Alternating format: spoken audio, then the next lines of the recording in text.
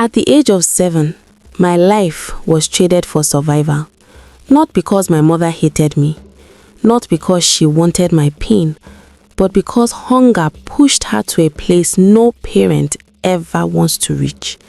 That night, she chose between losing all her children or losing one child forever. 10 years later, when I least expected it, fate brought us face to face again. And what I heard from her mouth that day changed how I understood love, poverty, and forgiveness forever. My name is Chisom. This is my story. I was born in a small village where life was hard and unforgiving. The kind of place where people woke up early not because they were hopeful, but because hunger did not allow sleep. My father died when I was very young. I barely remembered his face. What I remembered clearly was the silence he left behind, the silence of struggle. My mother became both father and mother overnight. She had 3 children to feed and no steady work. Every morning before the sun rose, she tied her old wrapper tightly and went out to search for work. Some days she washed clothes, some days she fetched water, some days she cleaned people's houses, and many days she returned with nothing. At night, we often slept with empty stomachs. When we cried from hunger, my mother would lie and say she had already eaten. Only later did I understand that she was starving so we could eat. I used to hear her cry quietly at night. She thought we were asleep, but I wasn't. I heard her begging God, asking why life was so cruel. Even as a child, I knew something was wrong, but I never imagined how badly things would break. One night, rain fell heavily, the kind of rain that does not show mercy. Our roof could not survive it. Water poured into our small room. Our clothes were soaked. Our mat floated like it wanted to escape. My youngest sibling cried until his voice disappeared, not because he wanted to cry, but because hunger and cold were fighting inside his body. We sat in one corner shivering. My mother held us tightly, trying to protect us from a world that was already too harsh. That night, I heard her whisper words that broke something inside me.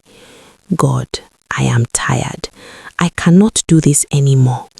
Her voice was weak, not angry, just exhausted. That was the first time I realized that adults could break too. The rain stopped, but something else had started, a decision that would change my life forever. The next morning, something unusual happened. A big black car entered our dusty compound. People stopped whatever they were doing. Children ran closer. Adults whispered. A tall man stepped out. He looked rich, powerful, different from us. His name was Chief Okori. He said he had no children. He said he wanted to help my mother. That evening, the air felt heavy. Even as a child, I could feel it. My mother moved slowly, like someone carrying a burden too heavy for her body. She heated water and bathed me carefully. She scrubbed my skin gently, as if she wanted to wash away every hardship I had ever known. Then she dressed me in my cleanest clothes she had kept hidden for special days. She sat me down and stared at my face for a long time. Too long. Her eyes filled with tears, but she tried to smile. Chisom, she said softly, you are going somewhere better. You will never go hungry again. I smiled back. I believed her. Children always believe the people they love. When Chief Okori brought out a thick brown envelope and placed it in her hands, her fingers shook. She did not open it. She did not even look at it.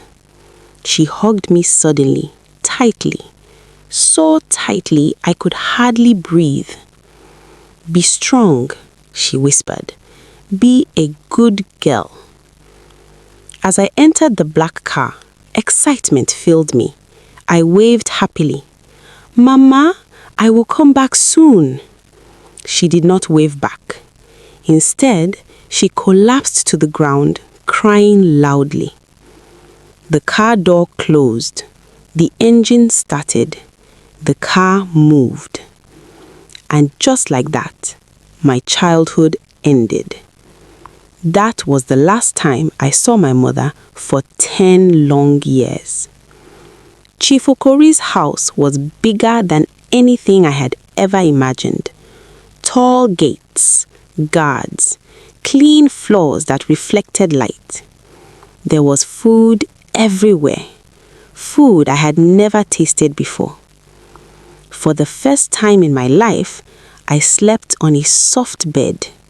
I touched the mattress again and again, afraid it would disappear. But when night came, I cried. I cried quietly, hiding my face in the pillow so no one would hear me.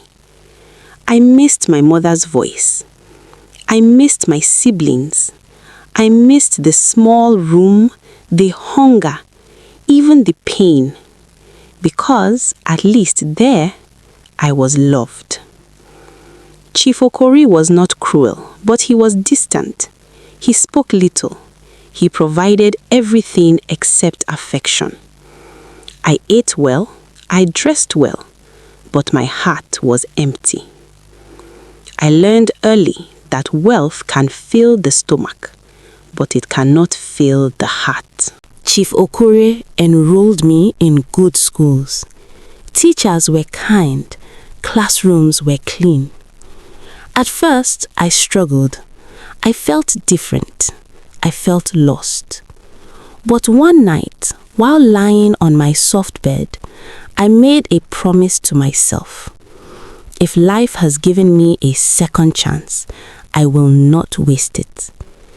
I began to study seriously. While others slept, I read. While others played, I revised. Slowly, things changed. Teachers noticed me. Students respected me. Education became my shield, my escape, my weapon against the pain I carried inside. I graduated with good results. I gained admission into a good university without struggle. I studied business and finance. I worked hard. I stayed focused. Before my final results were even released, I got a good job. People admired my success. They said I was lucky, but they did not know the emptiness inside me. Every achievement reminded me of what I lost. Success without peace is still pain. As the years passed, my life looked perfect on the outside. Good job, good clothes, respect. But inside me, there was a room that success could not enter. At night, when the city became quiet and the noise of the day faded, my thoughts became loud. That was when the questions returned, the same questions that had followed me since childhood. Did my mother miss me? Did she ever wake up in the middle of the night and call my name the way I once did?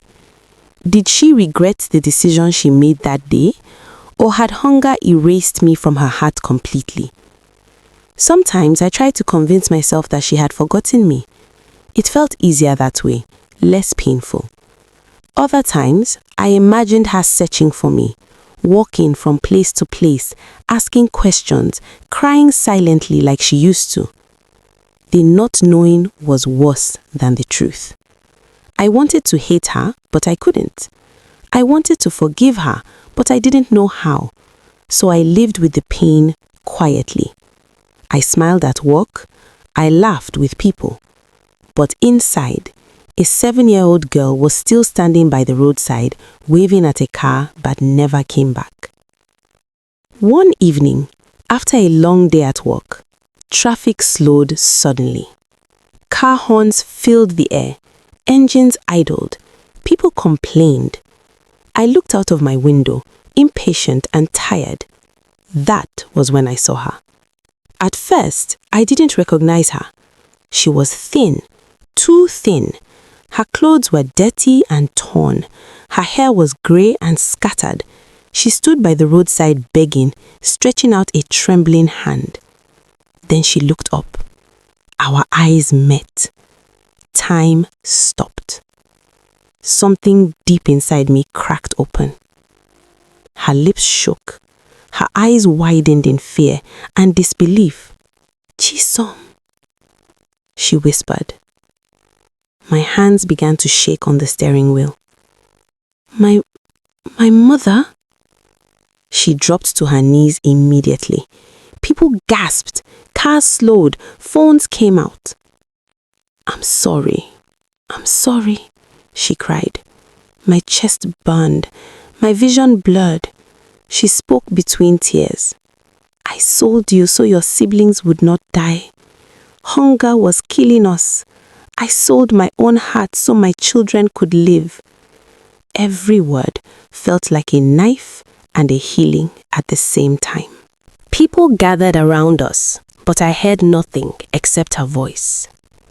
She told me how life fell apart after I left, how the money finished quickly, how sickness came, how shame followed her everywhere.